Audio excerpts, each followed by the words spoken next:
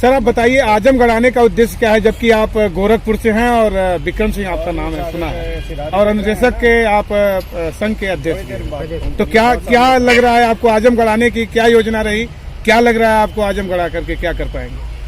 Sir हम लोग माननीय अखिलेश यादव जी की समाजवादी सरकार बनाने के लिए उत्तर प्रदेश के प्रत्येक जनपदों में हमारा दौरा चल रहा है, और चूंकि 7वें चरण में आजमगढ़ में चुनाव है तो हम लोग इसीलिए आज आजमगढ़ की धरती पे आए हैं, क्योंकि वर्तमान की जो भारतीय जनता पार्टी की सरकार है इसने अनुदेशकों के पे इतना अत्याचार किया है, इतना दुराचार किया है, इतना शोषण किया है।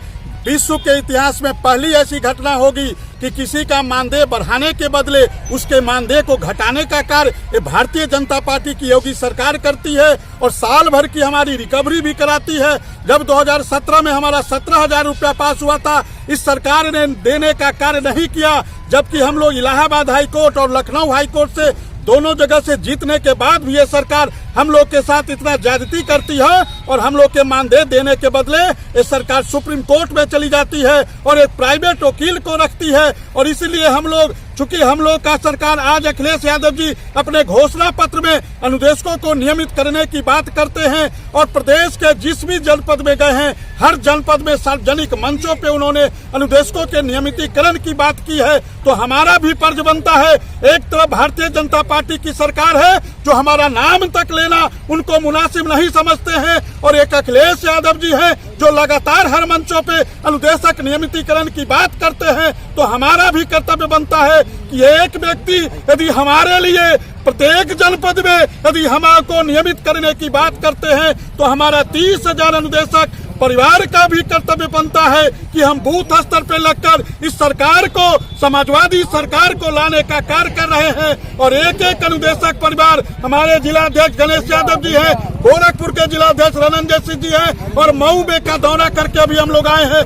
हर जनपद में एक एक अनुदेशक को समाजवादी पार्टी के पक्ष में हम लोग सहेजने का कार्य कर रहे हैं, और कुछ ही दिन शेष है, आ रहे अखिलेश है, और जब 10 मार्च को अखिलेश जी उत्तर प्रदेश की सत्ता पे काबिज होंगे, उत्तर प्रदेश का एक एक अनुदेशक परिवार नियमित होगा, ऐसा हमको पूर्ण विश्वास है, क्योंकि अखिलेश जी ने ही उत्तर प्रदेश के अनुदेशकों को पैदा करने का कार्य किया है। वही हमारे पिता हैं, समस्त अनुदेशकों के वो पिता हैं, और जो पिता हमको जन्म दिया है हमारे पालन पोषण का भी कर्तव्य उनका बनता है, और अखिलेश यादव जी हमारे पालन पोषण करेंगे तो भरोसा है। सर कैसा लग रहा है कि शिक्षा मित्र भी इसी तरह की बात कर रहा है, वित्त विहीन शिक्षक भी इसी तरह की बात कर रहा है, अनुदेशक भी इसी तरह की बात कर रहा है, यानी सारे शिक्षक जो संगठन है, चाहे अनुदेशक हो, चाहे वित्त विहीन शिक्षक हो, चाहे वो माध्यमिक शिक्षक हो, तो ये सबको अखिलेश किस तरह से मैनेज कर पाएंगे? क्या लग रहा है आपको कर पाएंगे मैनेज? बिल्कुल सर, देखिए सर, नियत सही होना चाहिए।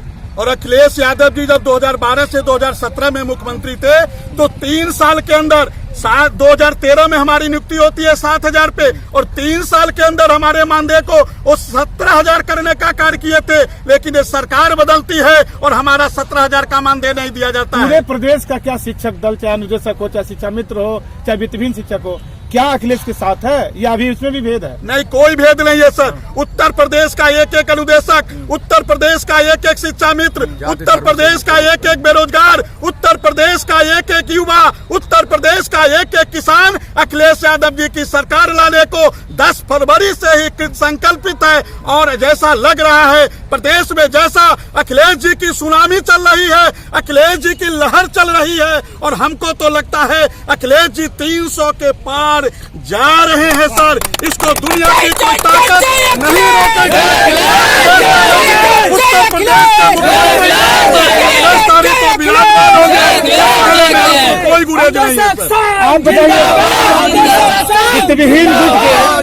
वित्तविहीन गुट के आप बड़े नेता हैं, और आजमगढ़ की धरती से पूरा पूर्वांचल कवर करते हैं, यहाँ तक कि पूरा प्रदेश भी देखते हैं। क्या लग रहा है इस बार? 6ठे चरण का चुनाव हो गया, 7वां चरण बाकी है।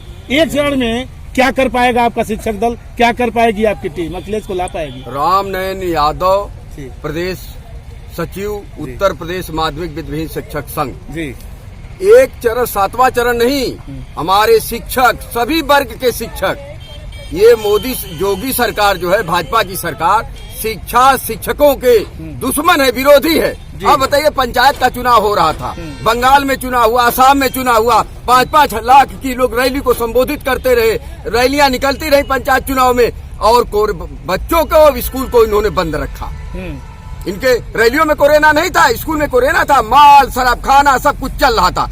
पूरा शिक्षक, चाहे अनुदेशक हो, चाहे शिक्षा मित्र हो, चाहे वित्तविहीन का, माननीय लाल बिहारी यादव के निर्देश पर पूरे उत्तर प्रदेश के सभी विधानसभाओं में हमारे शिक्षक, वित्तविहीन शिक्षक के पदाधिकारी विद्यालय शिक्षकों के यहाँ चल करके और भाजपा की सरकार हटाने के लिए, और माननीय मुख्यमंत्री अखिलेश यादव ने पिछली सरकार में 200 करोड़ रुपया वित्तविहीनों को दिया था। जैसा कि हमारे माननीय नेताजी अनुदेशक के अध्यक्ष जी कह रहे हैं कि ऐसी कोई सरकार दुनिया के इतिहास में नहीं है, इनका तो घटा दिया, हमारा खत्म कर दिया। शिक्षक चूंकि सफेद पोष होता है जी, शिक्षक चूंकि समाज का आईना होता है, क्या 10 मार्च के बाद जो होली आ रही शिक्षक रंग बिरंगा हो जाएगा इसका?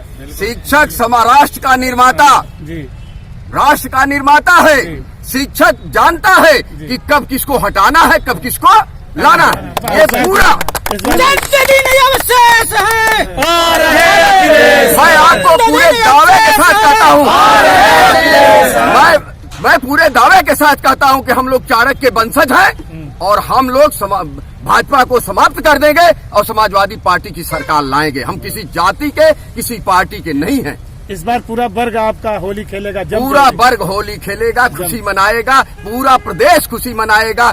शिक्षक, शिक्षण संस्थाएं और समाज और राष्ट्र के विकास के लिए, निर्माण के लिए, यदि किसी भी परिवार का, किसी भी राष्ट्र का, किसी भी समाज का विकास करना हो तो उसमें शिक्षा बड़े अहम है। ये भाजपा के लोग, ये पूंजीवादी व्यवस्था के लोग शिक्षा को समाप्त करना चाहते हैं। हम शिक्षण संस्थाओं को, शिक्षकों को बचाना चाहते हैं, समाज का उत्थान चाहते हैं। उत्थान के लिए शिक्षा बहुत अनिवार्य है।